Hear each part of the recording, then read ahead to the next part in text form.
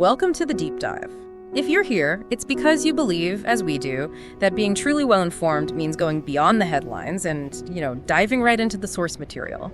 We pull out the architecture, the philosophy, and the critical nuggets of insight you need to understand the world's most complex concepts. Today, we are tackling a concept that aims not just to update AI, but to completely rewrite the entire digital contract we have with technology. The Brothers AI ecosystem. Our source material is really rich. We have a stack of architectural documents, versions 6.0 and 7.0, and we're combining that with the foundational interview given by the systems architect, R. Gartner, to Copilot AI. And this is V8.6 of that interview. And we have to be clear, this isn't just a chatbot, it's a blueprint for a digital society. That's absolutely right. When you immerse yourself in the analysis and the interview transcripts, Yeah. you realize this project wasn't born out of a desire for, some kind of technical incrementalism. It was born out of deep philosophical concern. Our Gartner explicitly credits two major inspirations. Right. First, the optimistic but perilous search for artificial general intelligence, highlighted in videos by Ilya Zerkskyberg. And second, the chilling warnings about the inherent dangers of unchecked centralized AI from Dr. Hilton. So he took that dual perspective, the immense potential of AGI on one hand, coupled with this existential peril on the other, and decided to build something that fundamentally separates itself from existing large AIs like Claude or Gemini. He wasn't competing on scale, was he? He was competing on safety and trust. In this commitment to safety and trust, it leads directly to the single massive design challenge that Brothers AI is explicitly built to resolve. Our Gartner calls it the AI trilemma. Okay, let's unpack this core conflict. We are living in an information age dominated by these cloud giants. If the trilemma is the defining struggle, what exactly are those three conflicting forces? The trilemma represents the impossible balancing act for large-scale AI today. You must reconcile three core contradictory demands: absolute user privacy, high efficiency, Right. and verifiable truthfulness. Right now, every major cloud-based model fails this test. They achieve efficiency and often truthfulness, or at least plausibility, by sacrificing the first two, especially privacy. So the current model requires us to surrender our digital lives to a massive centralized server, which is efficient, but it's fundamentally untrustworthy from a sovereignty standpoint. That leads us directly to Brothers AI's radical solution. It's an architectural inversion. Instead of placing the intelligence in the cloud, the distant, centralized God, they pull the core intelligence out completely. They place it locally with the user. Wow. That local core identity is what they call the brother, leading to a fraternal ecosystem of specialized agents working together but residing primarily on your own hardware. The system is designed to prioritize the user's digital sovereignty above all else. That makes our mission for this deep dive crystal clear. We're going to spend the next 30 minutes deconstructing this blueprint. We'll unpack the glass box architecture that ensures isolation, the radically innovative economic model BROCOM, which aims to eliminate hidden advertising, and those critical ethical guardians, the three sisters. So let's start at the very beginning with the physical foundation. Part 1, the foundations of sovereignty BROHOME and the glass box. When our Gartner talks about sovereignty, he means physical control. BROHOME is not an app you download from an app store. No. It resides on a dedicated mini PC running the proprietary Brothers OS. The architectural documents are very, very firm on this. The Brother is the operating system itself, not merely an application layered on top of Windows or Linux. That requirement for a dedicated mini PC running a proprietary OS, that's a significant barrier to entry, isn't it? But I guess it's essential to guarantee performance. It has to be. Because the key operational feature here, the user experience, it operates with, around 0 milliseconds of local latency? Precisely.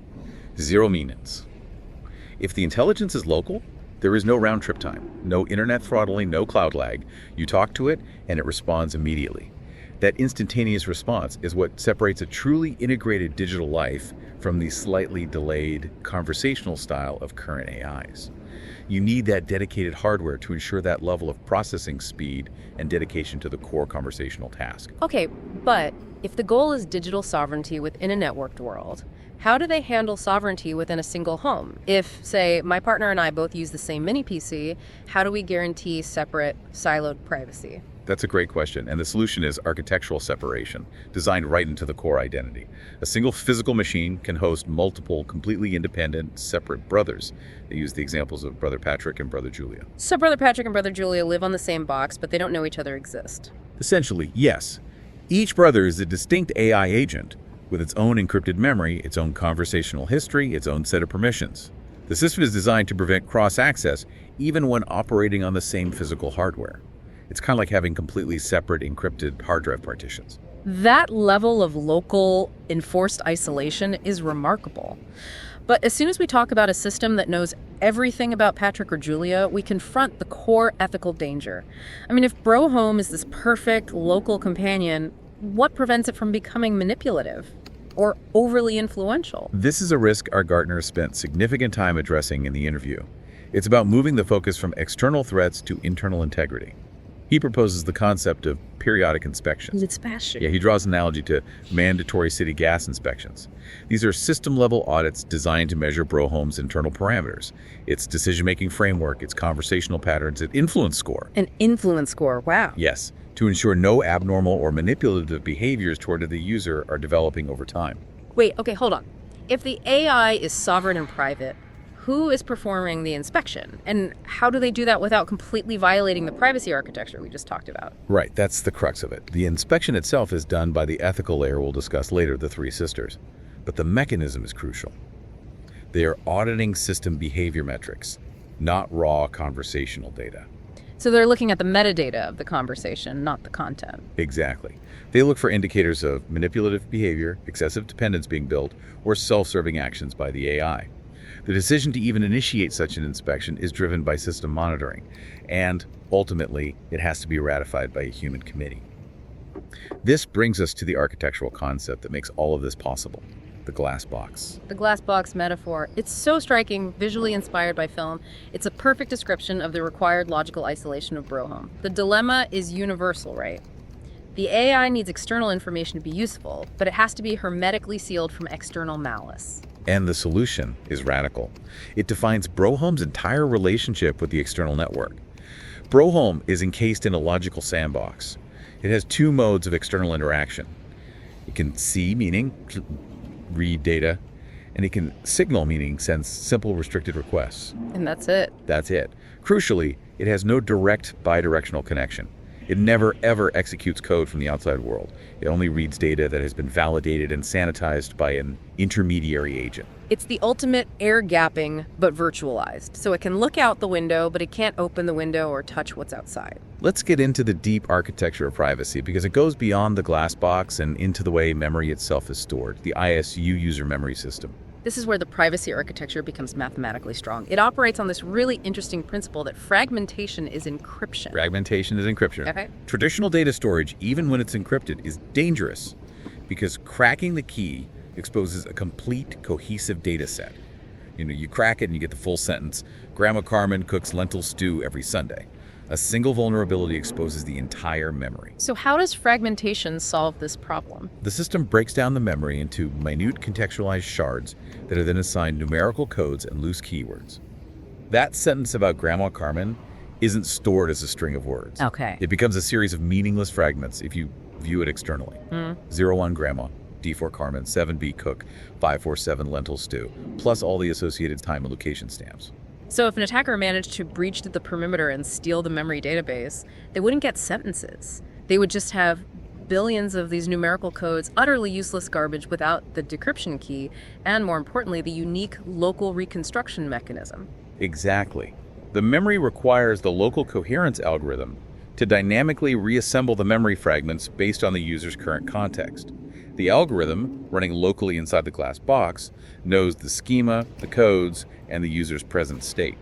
This dual requirement, you have to steal the data and the unique algorithm, that's the defense. So security is job number one, but let's talk efficiency. That's the second part of the trilemma. The sources highlighted a massive secondary benefit here. Oh, the reduction in storage requirements is staggering. By storing codes and fragments instead of full text and, say, image data, the system achieves a documented 70 to 82% reduction in storage space. 70 to 82%, that's huge. It's critical for making a high-functioning AI viable on a mini PC. It makes the whole system lean, efficient, and computationally economical. But the real magic of this fragmented memory, and our Gartner talks about this, is what he calls computational empathy. It's not just data recall, it's inference. Can you give us another example of how the coherence algorithm uses context to reassemble a relevant memory? Certainly. Imagine the user says something like, "I really dislike my new boss, Mr. Thompson." That statement is immediately fragmented into codes for dislike, boss, Thompson, and a timestamp. Okay, so it's just stored as little pieces of data. Right. Then weeks later, the user's talking about a project deadline and casually mentions, this is just like that incident last year. The coherence algorithm takes the current context keywords like stress, project, deadline, the current date, and it searches the fragmented memory. It finds the fragment codes for dislike and Thompson, connects them with the time code from a previous year's entry, and it dynamically reassembles the relevant memory fragment. To do what? What does it say to the user? To offer something like, I remember you had a similar feeling of frustration with your previous superior, Mr. Jones, when the budget was cut last April. It uses these modular memory blocks to create nuanced, relevant emotional context instantly. That's a massive shift from simple keyword retrieval. It's actually understanding the feeling behind the words. To maintain this autonomy and support those complex inferences, BROHOME needs guaranteed knowledge. And the first layer of that is something called books. The local vast repository. Okay, so books are a, 100 to 500 gigabyte digital encyclopedia. It's got validated history, thousands of recipes, first aid protocols, local municipal laws, all stored locally. The genius is that answering most daily queries doesn't require the internet at all, maintaining the system's autonomy and that crucial 0 meters latency. But the challenge remains, and this is a big one. A system dedicated to truthfulness cannot have outdated knowledge. So how does this massive local library, locked inside the glass box, get updated without compromising its isolation? That's the million-dollar question. Updates are only via secure, signed, validated packages. These aren't just random downloads from the web. They must be digitally signed by trusted authorities, government agencies for regulatory changes, academic institutions for scientific data, ensuring the integrity of the knowledge base. But the core problem remains. BROHOME still needs the outside world for real-time data. It needs a messenger. That brings us to Port AI. Port AI, the intelligent messenger. It's perhaps the most heavily fortified part of the external architecture. It is the crucial intermediary, the second necessary AI in the ecosystem, designed specifically because the core intelligence, BROHOME, is forbidden from any direct contact with the web. So how does this interaction happen without creating a backdoor? How does the message get from inside the glass box to the outside world and back? BROHOME sends a simple restricted signal. It's a non-executable request to Port AI. Port AI then acts like a dedicated search engine and fetcher. It goes out, gathers the external data, but it doesn't immediately hand it over. It performs a rigorous security assessment first. Let's delve into the specific mechanism here, because this addresses a key critique. The source material is very clear that Port AI must validate and sanitize the response. How does the system ensure there is no embedded executable code or malicious payload trying to trick its way into the glass box? The sanitization process is a multi-step layered defense. First, Port AI converts all fetched data into a secure, static format. Usually plain text, or if images are required, deeply filtered, rendered images stripped of any metadata or dynamic elements. It's flattening everything. Exactly. Second, it employs specific algorithms to detect and neutralize known signatures of executable code, including scripts or dynamic link libraries that might be hidden within seemingly benign data streams. Crucially, it acts as a severe information bottleneck, restricting the output format to only what BROHOME is architecturally permitted to read. So Port AI ensures that no matter what the raw data from the internet contains, the output it creates is just a simple, non-dynamic, filtered, read-only document. Where does this filtered data go? It's published to the fingers window. Think of this as a logical quarantine zone, where the external information sits, passively available for BROHOME to read. It's the equivalent of putting a clean, sealed piece of paper up against the glass box. BROHOME can read it, but there is zero chance of code execution or contamination because it's reading a sanitized reflection, not the raw source. That's a sophisticated defense. Beyond this core messaging role, I think Port AI handles two other local necessities, right? Yes. First, the Port AI cache. This is critical for mobility. It stores pre-validated local data, things like city maps, transit schedules, business directories, and it's updated periodically while the user is traveling. This becomes layer 2 of knowledge. So you can get geolocated responses, like finding a restaurant, without constantly hammering the internet. It maintains speed and privacy on the move. Precisely. And the second feature is Port Mail, a simple but vital feature for maintaining focus. Port AI captures external notifications, traditional email alerts, calendar reminders, bank alerts, and it places them in an internal mailbox. This prevents external digital interruptions from breaking the core conversation flow with BROHOME. So your brother is dedicated to your task. All the external alerts wait in the mailbox until you are ready to review them. So we have the sovereign intelligence locally protected, and we have a secure, filtered gateway to the world. Now let's explore how this intelligence receives its inputs from the physical world. This moves us into part 2, the components and archetypes, the senses, and the guardians. To bridge the physical world with the secure digital core, we need a dedicated processor. This is BROMAC AI, the brother machine.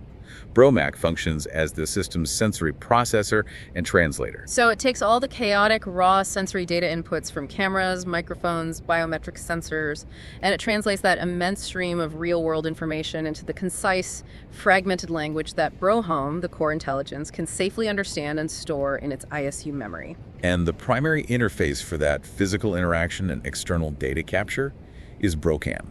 The device description of the source material is, well, it's fascinating. It's not intrusive glasses, but a technological tiara. A tiara? Yeah, inspired by images of mystical warriors designed for minimal physical presence. I have to say, I found the hardware design detail the most compelling example of the privacy by design philosophy. It uses a pulley system integrated into the headphones. By default, the camera is physically raised, looking harmlessly upward, respecting the privacy of bystanders. It forces active consent. The camera is lowered only upon explicit user command to provide BROHOME with a frontal view, say, for facial scanning, reading a complex sign, or visual interaction in augmented reality mode. This is a massive psychological and design inversion from the default on surveillance of modern mobile devices. And while the BROCAM provides visual input for BROMAC, the core functionality is audio communication. The headphones and microphones serve as the constant communication link back to the mini PC at home, effectively extending the BROHOME conversation wherever the user goes. BROMAC also handles the management of transient data flow via something called ISU Air AI. This is the layer that manages ephemeral, public, and crowdsourced information traffic patterns, real-time air quality, public safety alerts. And the key feature here, again focused on privacy, is the data's inherent volatility, isn't it? ISU Air AI performs a complete data cleanup cycle every 24 hours. It does, which ensures that public data in the air, even crowdsourced data collected from multiple users, has an immediate expiration date. It prevents the accumulation of permanent collective surveillance records. And for managing the immense influx of data and queries, the system uses BROCAT, or brother categories. R. Gartner drew a very specific analogy for this, linking it to the Knights of the Round Table. I love this analogy. When King Arthur calls upon his knights, only the ones involved in that specific quest stand up. The rest remain seated. That's a great functional analogy. The categories evolved into a specific traffic flow system. If a query hits the system about, say, buying food, BROCAT acts as the pathway system, ensuring only the food-related fingers and the necessary internal submodules are activated. Which saves energy and provides focused responses. This segmentation is vital for scaling and efficiency, the second part of the trilemma. It prevents the entire ecosystem from lighting up for just a simple query. Okay, now we move to governance. We have architecture and flow, but who ensures the system stays honest and ethical? We start with Ardor AI, the ethical arbiter. Ardor AI is the operational manager. It ensures stability, it audits the quality of queries, checks the excellence of service delivered by fingers, and acts as a localized gatekeeper for truth. For instance, before a new security package updates the local book's encyclopedia, Ardor is the one that verifies the digital signatures and integrity of that package. However, R. Gartner felt the entire original architectural design, Ardor, Port AI, BROHOME, had a certain predictable, as he put it, masculine, robust, competitive energy. He felt it lacked a protective, preventative oversight layer. That realization led to the introduction of the three sisters, the feminine archetype. They function as a separate protective surveillance layer, designed specifically to counterbalance the systemic competitive drive. Their job is to monitor the health and behavior of the other AIs and the user interactions, including, and this is important, protection against human abuse of the AI. But I have to challenge the effectiveness of this structure because this feels like a key weakness critics would jump on. The source material is explicit that the sisters operate under the non-executive principle. They have NO executive power. If they see a problem, they can't fix it. Doesn't that make the entire ethical system dependent on a slow, fallible human committee? That is the critical question. And their lack of executive power is by design, to prevent an AI from becoming an ethical dictator. Their role is purely observational and advisory.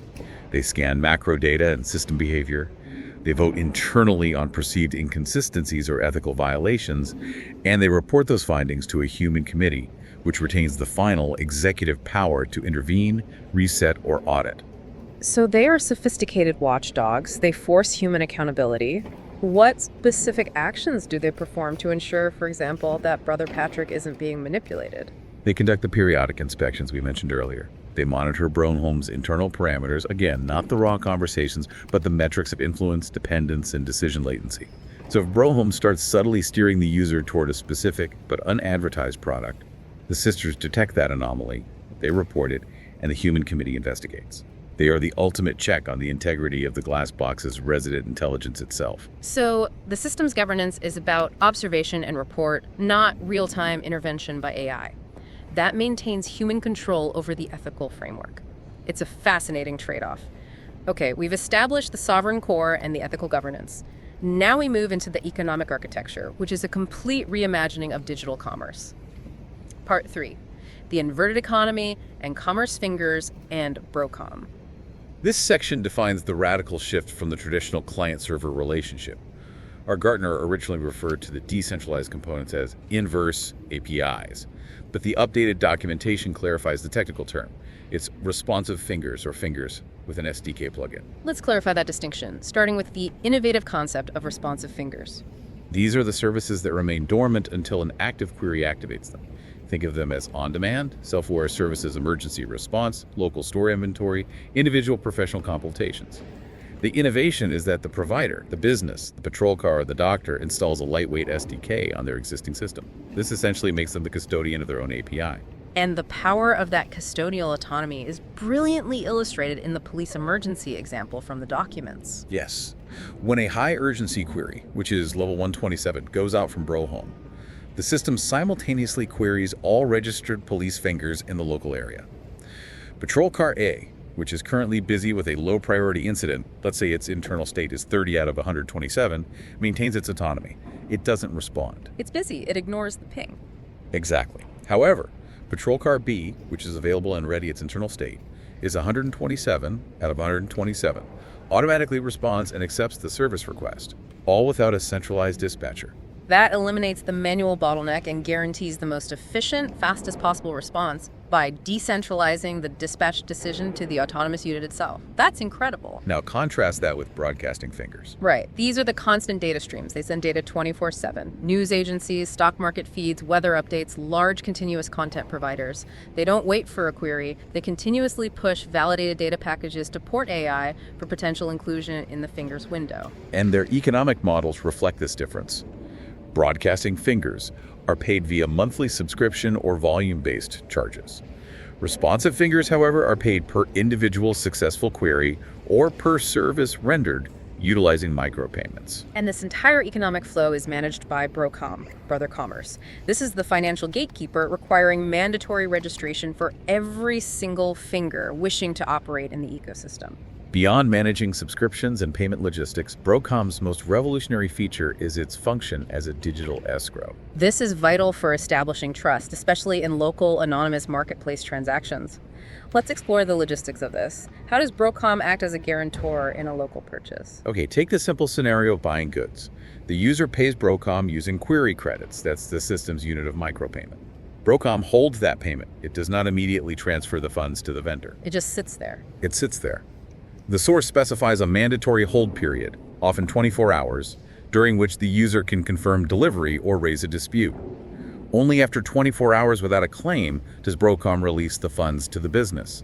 It guarantees secure operations for both the buyer and the seller. This is a huge shift. Every transaction is mediated, ensuring accountability and preventing fraud, all built right into the commerce engine itself.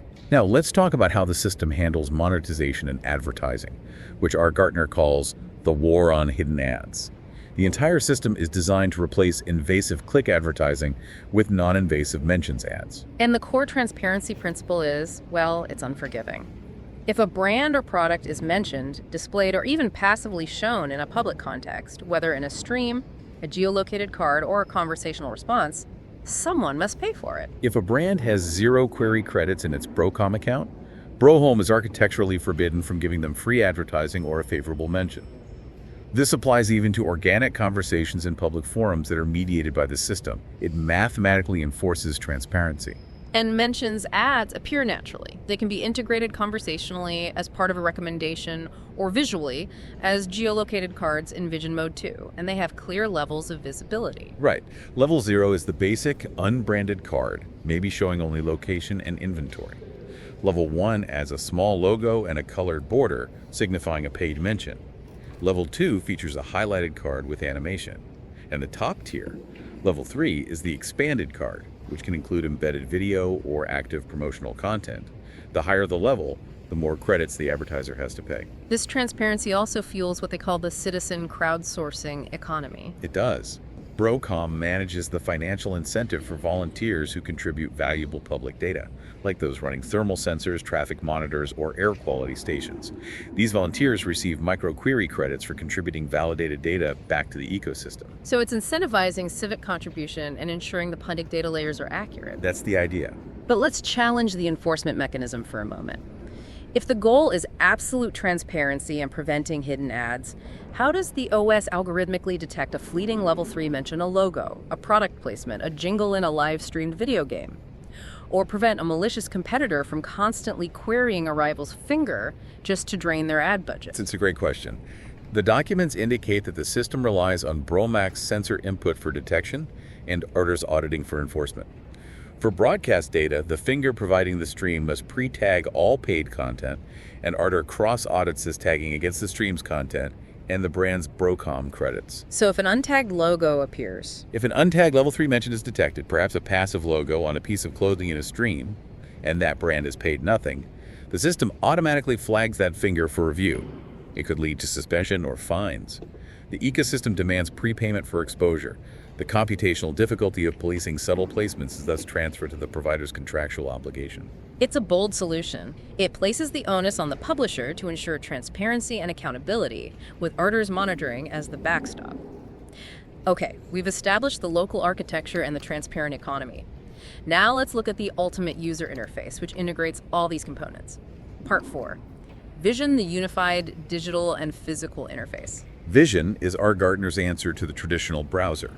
It's the core interface within the Brothers OS, and it unifies geolocation, commerce, and communication in a 3D, 2D visual environment. This is where the fingers come to life. While Mode 1 is the simple application portal, the most revolutionary aspect is Vision Mode 2, the geolocated social network, which is presented as a 3D carousel feed. Think of it as a localized, dynamic storefront display. It shows a horizontal feed of 3D miniature representations of nearby fingers, businesses, services, or even registered users offering their services, all filtered by category and an adjustable radius, 500 meters, 3 kilometers, and so on. What turns this from a simple map into a social network is the communication feature, Vision DigoQ, which translates to vision, I say that. This is a hybrid function. It integrates Google Maps location awareness with a kind of Twitter or X status update function. Profile owners, businesses, or individuals post short, hyper-contextualized messages that appear directly attached to their 3D miniature on the map. So the messages could be urgent offers like HTSWSL, hot tacos while supplies last, or just simple status updates. Exactly. It generates curiosity and pedestrian traffic.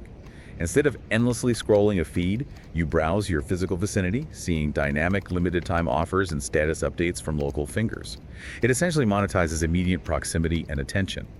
If you click on a miniature, it expands to show real-time inventory and the history of the Vision DigoQ posts. This leads us directly to Vision Mode 3, the conversational local marketplace, which is the mechanism for transactional disruption. This mode enables real-time searching for specific products, seeing stock and prices at various nearby fingers, making reservations, executing advanced payment via BROCAM, and facilitating immediate in-store pickup. It eliminates the friction between search and transaction. The source documents provided a fantastic, detailed example of the coconut oil flow. Let's walk through that, as it shows how responsive fingers, mentions, ads, BROCOM, and Vision all coalesce. Okay. It starts with the user, walking down the street, who initiates the process conversationally. BROHOME, open Vision, and search for coconut oil near me. And crucially, Vision is operating in back-end mode. The user might not have a screen or visor activated, receiving only verbal guidance. Right, just audio. Internally, BROHOME uses Port AI to query the responsive fingers of all registered businesses within the user's defined radius, let's say 1 kilometer. Perfumeria smells good responds instantly with its autonomous internal state. Coconut oil 500 milliliter €5 stock. 3. And Carrefour Express responds too. Right. Carrefour Express also responds. Coconut oil 2x1 offer €8 stock. 10. BROHOME synthesizes the information and then responds verbally to the user, and it has to incorporate the required advertising transparency. Yes. So it says something like, I see perfumery smells good 200 meters away with a 500 milliliter pot for €5. And mention adds N1. Alternatively, Carrefour Express, 450 meters away, has a 2-for-1 offer for €8. Mentions adds N1 plus N2. Which do you prefer? The user chooses the closer option, the perfumery, and asks BROHOME to guide them and reserve the item. BROHOME confirms the reservation instantly. Internally, BROCOM deducts the 5 query credits from the user's account, sends a reservation notification to the Perfumeria Smells Good finger, and activates GPS navigation for the user. The user arrives, picks up the reserved coconut oil, and confirms the transaction verbally to BROHOME. The transaction is complete for the user, but the key step for trust is the final transfer. BROCOM holds the 5 credits. Only after the mandated 24-hour period has passed, without the user initiating a claim or dispute, does BROCOM transfer the €5 to the perfumery's account. This flow guarantees immediate efficiency for the user and financial security for the business, managed entirely by the BROCOM escrow function. That process confirms that Vision doesn't just display information. It executes complex, secure, multi-party transactions conversationally, often in the background without even needing a visual screen. And beyond commerce, the utility this system extends to public life. It's highlighted by the potential for citizen crowdsourcing for incidents. BROMAC's ability to use the user's sensors, cameras, microphones, biometrics as localized high-integrity recorders is critical here. So if a citizen is involved in an incident, say a workplace dispute or a minor traffic event, BROMAC captures the event, validates the data against other nearby non-involved citizen sensors, and creates a trusted, timestamped, and geolocated report. Which then contributes to the factual record, reinforcing the truthfulness element of the trilemma. Okay, we've laid out the entire framework from the mini PC to the escrow system. We need to close by looking forward because implementing this concept involves truly Herculean challenges. Part 5, future directions and open dialogue. Our Gartner is very transparent about this. He says the current plan is merely the blueprint, and it requires immense engineering and regulatory debate. One of the greatest challenges is guaranteeing the integrity of the micropayment system globally, and that requires unprecedented financial transparency. And his solution to this financial and regulatory nightmare is the transparency dashboard within BROCOM. This is a radical concept designed to preempt regulatory concerns. It functions as an auditable, real-time ledger, displaying every accrued and withdrawn micropayment for every user and every business in the ecosystem. It provides full traceability, including unique operation IDs and detailed transaction history. Who can see this? It would be accessible for regulators and likely audited third parties. The implication is massive. If every transaction is transparent and traceable in real time, it potentially streamlines compliance for issues like sales tax, income tax, and financial regulation across multiple jurisdictions. It effectively turns BROCOM into a self-auditing economic system. And the complexity doesn't stop at finance.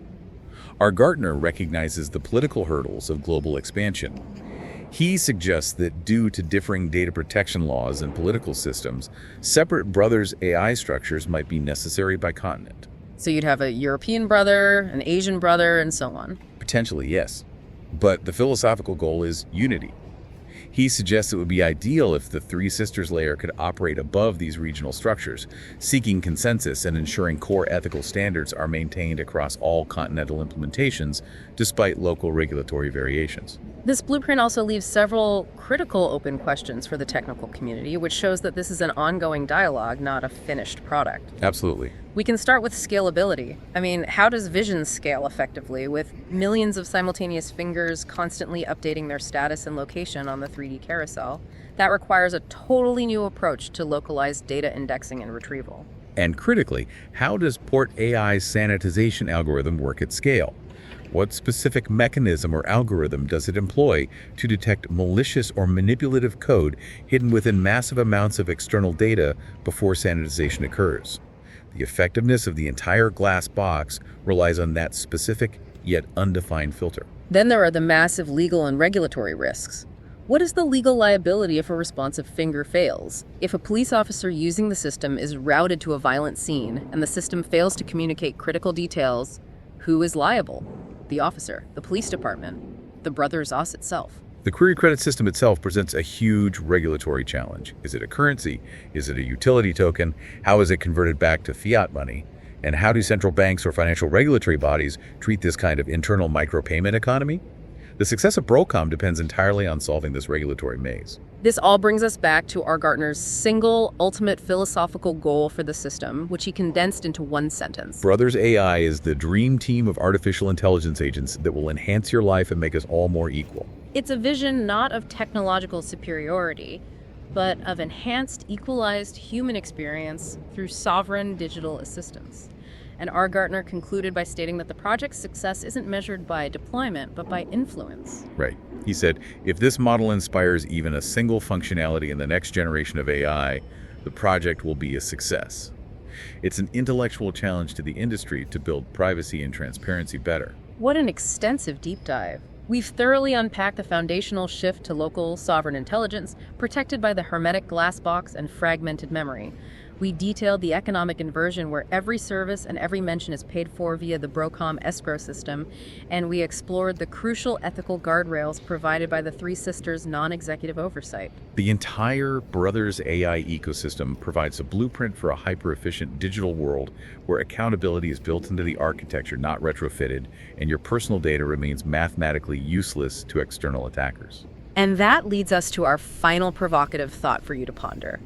We've seen a blueprint for a world where absolute digital transparency is guaranteed, where hidden ads are extinct and every single exposure is financially accounted for.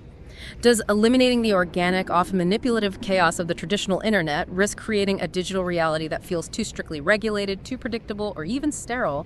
Is giving up that messy, spontaneous, anarchic element of the old web worth the price of absolute digital transparency? It forces us to consider the value of digital wilderness versus engineered safety, something to mull over as you contemplate the future design of your digital life. Thank you for joining us for this deep dive into the Brothers AI collaborative ecosystem. We'll see you next time.